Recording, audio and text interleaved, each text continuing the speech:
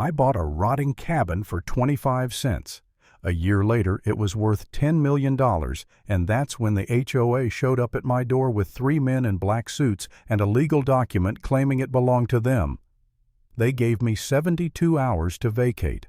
I remember staring at their president, Victoria Ashworth, perfect hair, gray eyes like steel, and thinking, you have no idea what you've just stepped into.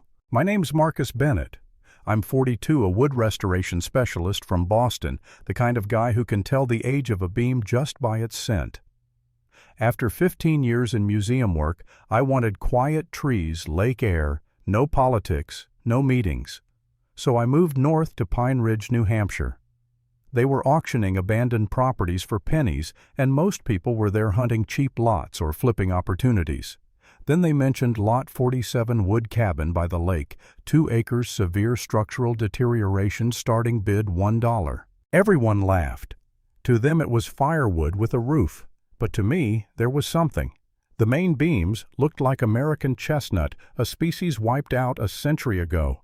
The joinery, mortise and tenon, perfect, tight, elegant. Whoever built it wasn't just a carpenter. They were an artist. 25 cents, I called out. The auctioneer blinked. I cited the law: if no one else bids, the amount stands. 60 seconds later, the gavel dropped. I'd just bought my slice of heaven for less than a cup of coffee. The next morning I drove out to the cabin. It leaned like an old drunk surrounded by pines half swallowed by weeds. But up close it was strong, alive. Every angle was deliberate, mathematical. I began cataloging every joint, every notch.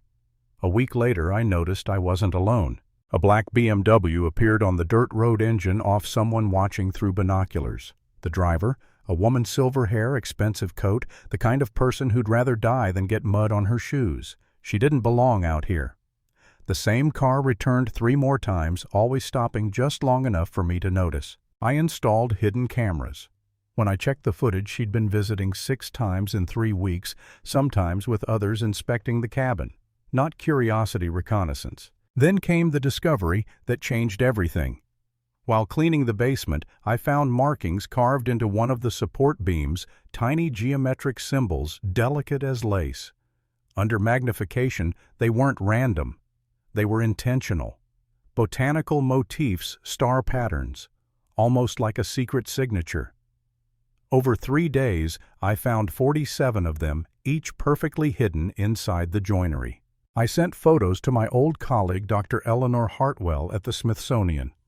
That night my phone rang at 11:30. Her voice was trembling. "Marcus, do you understand what you found? These match the work of Elias Whitmore." The Elias Whitmore. The man vanished in 1850.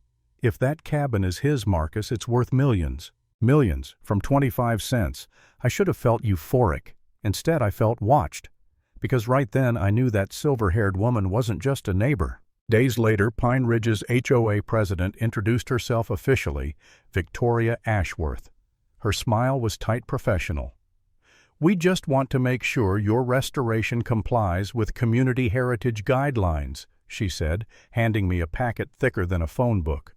Her tone carried that subtle HOA arrogance, the kind that says, "We own you, you just don't know it yet." When news spread that my cabin might be a lost masterpiece, Victoria called a community meeting. The headline, "Outsider Exploits Local History for Personal Gain." I walked into a packed hall, everyone glaring like I'd stolen the town's soul. Victoria stood at the podium in her navy suit, voice dripping with fake concern. "We must protect Pine Ridge's cultural heritage," she said. I walked right up front. "Protect it, lady. I'm the only one who's actually protecting it. You all forgot this place existed." The room went dead quiet. I told them about Whitmore, about the hidden craftsmanship, and promised I'd share every discovery with the town. I watched the crowd turn first confusion, then excitement. By the end, they were nodding along with me, not her. But the real bomb dropped later that night. Eleanor, the town's retired librarian, not the Smithsonian one, pulled me aside. "Marcus," she whispered, "you need to know who you're dealing with." She took me into the library basement where old journals and town records were stored. One of them belonged to Thomas Ashworth, Victoria's great-great-grandfather. The entries from 1849 seethed with rage. He'd tried to buy Whitmore's land, offered 10 times its worth, but Whitmore refused, said true beauty belonged to those who could see it. Thomas vowed revenge. For generations, the Ashworth family tried to claim the cabin. Victoria founding the HOA wasn't civic duty, it was the final move in a 175-year plan. Eleanor handed me a letter written by Whitmore himself. True ownership is written among the stars. That phrase haunted me. Stars, architecture, angles. That night, Eleanor and I flew my drone over the cabin. Under moonlight, the roof pattern revealed itself a constellation, Ursa Major, the Big Dipper pointing east across the lake. We followed it through the woods until the detector beeped. 3 feet underground, we found an iron box sealed in oilcloth, inside a will. Whitmore's original will dated 1850. His handwriting was clear poetic. He left the cabin to whosoever possesses soul enough to perceive beauty hidden within decay. Half of its value, he said, must fund arts education for local children. We had proof, legal proof. That's when Victoria made her move. She came to my cabin at night, headlights cutting through the fog, voice calm and venomous. Mr. Bennett, the HOA, claims ownership under the 1847 Heritage Clause. You can cooperate or be removed. I laughed. Heritage Clause. That's not even enforceable. She smiled. We'll see what the court says. I called Jake Morrison, my lawyer friend in Boston. His voice cracked with anger. Marcus, that woman, she destroyed my parents. Fined them for nonsense until they lost their house. My father died from the stress. She's been doing this for years, but this time we'll expose her. Still, that night doubt hit me. I sat in the dark cabin surrounded by ancient beams, wondering if I'd gone too far. Maybe I should have just stayed in Boston. Who was I to challenge a system built on money and intimidation? But then I looked up at the ceiling at the constellations Whitmore had carved into the rafters, and it hit me. He'd left this place for someone who wouldn't back down. Maybe that someone was me. The hearing day came. Pine Ridge Town Hall was overflowing news crews, locals, cameras flashing. Victoria walked in, flanked by 5 lawyers, each one smug enough to think the verdict was pre-written. Her attorney began.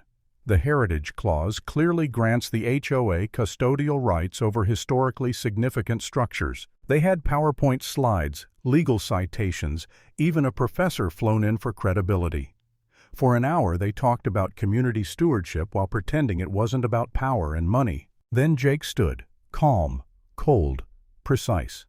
The HOA of Pine Ridge was established in 1985. The 1847 clause belongs to a defunct municipal charter dissolved a century ago. They have no jurisdiction. None. The room murmured. Then it was my turn. I played the drone footage showing Whitmore's roof aligning perfectly with the night sky, the Big Dipper pointing to the buried box. I read from Whitmore's will. This home belongs to whosoever perceives its hidden beauty. I showed the clause dedicating half its value to the town's children. Gasps spread through the crowd. Finally, Eleanor presented Thomas Ashworth's decoded journal, the original plan to seize the lakefront, the pattern of fraudulent property takeovers the family's Victoria had ruined. We displayed financial records proving she'd resold foreclosed homes to companies she secretly owned. Victoria rose to speak, her voice sharp but shaking. These are lies I've served this community for. Someone from the audience shouted, "You served yourself," and the room erupted. The board recessed, then returned 10 minutes later. The chairman's words still ring in my ears. We find that the Pine Ridge HOA has no authority to claim Mr. Bennett's property, and that evidence suggests misuse of power requiring state investigation. Applause thundered through the hall. Reporters surged forward. For the first time, Victoria's mask cracked, her smile gone, replaced by fear. She leaned close and hissed, "You think this is over? The Ashworths don't lose." But 3 days later, she did. The FBI arrested her trying to move money offshore. Turns out, she'd been running HOA rackets across 3 counties, illegal foreclosures, fake liens, embezzlement. Every victim Jake had documented finally had justice. The story hit national news. Whitmore's cabin was appraised at $12 million, the first complete folk art structure of its kind. But all I could think about was that night, the stars over the lake, the sound of those old beams breathing again. I never rebuilt the cabin into a mansion or sold it to a museum. I used half its value, just like Whitmore asked, to start an arts foundation for kids in Pine Ridge. The other half I left it untouched, a reminder that some things are too rare to flip for profit. Victoria Ashworth lost everything: her empire, her reputation, her freedom. But the real victory wasn't mine. It belonged to everyone who'd ever been bullied, fined, or threatened by someone who thought community meant control. And if there's one thing I learned from that 25-cent cabin, it's this: greed builds walls, but truth builds something that lasts.